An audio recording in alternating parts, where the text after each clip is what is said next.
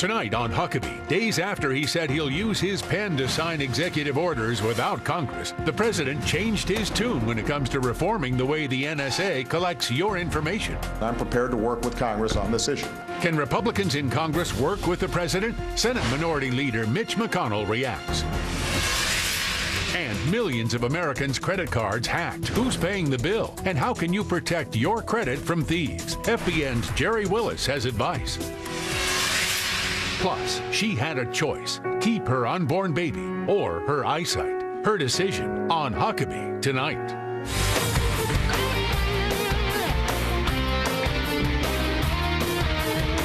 Ladies and gentlemen, Governor Mike Huckabee.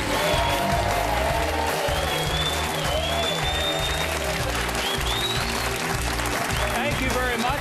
Thank you. And welcome to Huckabee from the Fox News studios in New York City. Well, this week, a couple of 100,000 people are going to descend on Washington, D.C. in the annual March for Life. And if I hadn't just told you about it, you probably would have never heard about it. You know, let a dozen or so Occupy Wall Street protesters set up camp on the Washington Mall.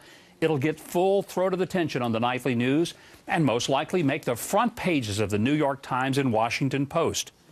250,000 pro-life advocates will at best get a ho-hum brief mention, basically implying that a bunch of right-wing nuts are engaged in a war on women.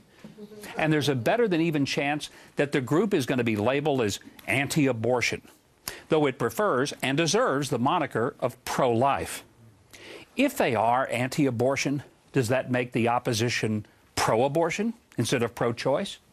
It would appear that abortion advocates believe in choice, so long as the choice is to end the life of the baby. But if a mother chooses to be a mother and give birth, does that make her selfish, stupid, or enslaved?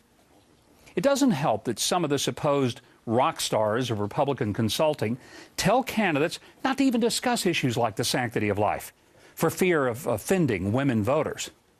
Now, what those GOP geniuses fail to recognize is that just because they can't defend the life position, it doesn't mean that some of us can't. The ridiculous claim that a pro-life position is a war on women is an insult to the millions of women who make extraordinary sacrifices for their children.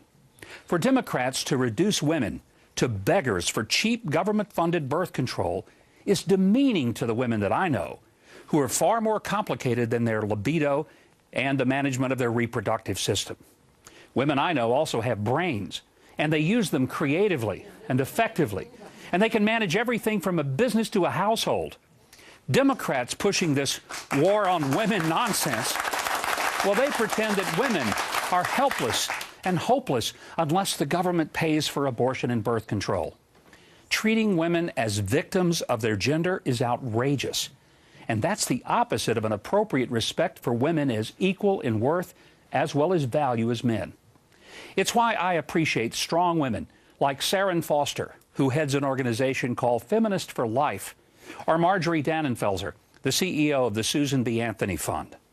These are women who want no part of being miniaturized or marginalized as incapable of responsibility for their unique and noble abilities as women. They understand that real power for a woman is to give life, not to take it.